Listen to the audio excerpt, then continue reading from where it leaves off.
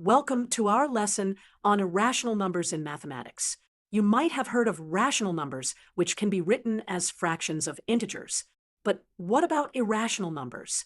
These are special numbers that cannot be expressed as simple fractions. An irrational number is a real number that cannot be expressed as a ratio of integers, meaning it can't be written as a simple fraction like p over q, where p and q are integers and q is not zero. Irrational numbers have decimal expansions that never end and never repeat in a pattern. Let's look at some famous irrational numbers.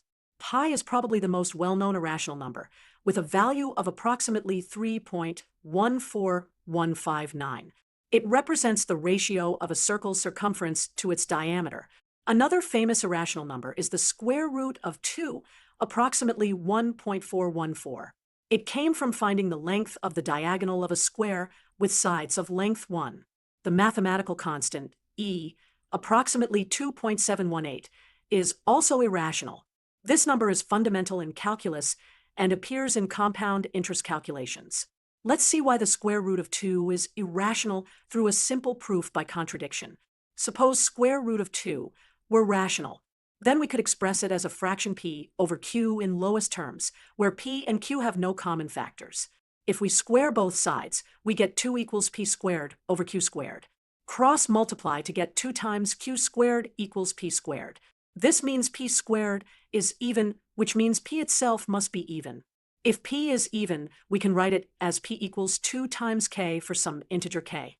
Substituting back, we get 2 times q squared equals 4 times k squared, which simplifies to q squared equals 2 times k squared. This means q squared is even, which means q itself must be even. But now we have both p and q are even, which means they share a common factor of 2. This contradicts our assumption that p over q was in lowest terms. Therefore, square root of 2 cannot be expressed as a rational number. It must be irrational. How do irrational numbers fit on the number line? Between any two rational numbers, there are infinitely many irrational numbers.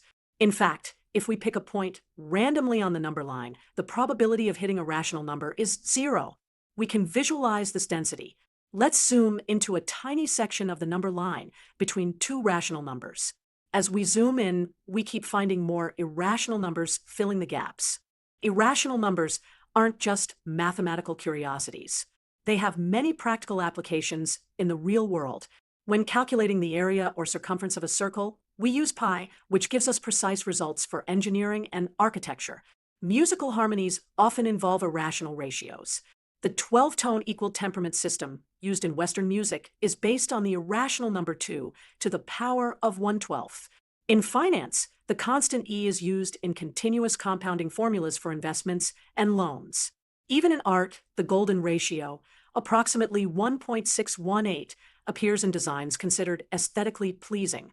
In conclusion, irrational numbers are fascinating mathematical entities that have both theoretical importance and practical applications. They cannot be expressed as simple fractions, have non-repeating and never-ending decimal expansions, and include famous constants like pi, e, and the square root of 2. Irrational numbers help us understand the continuous nature of the number line and demonstrate the beauty of mathematics in revealing unexpected connections and patterns. Thank you for learning about irrational numbers with us today.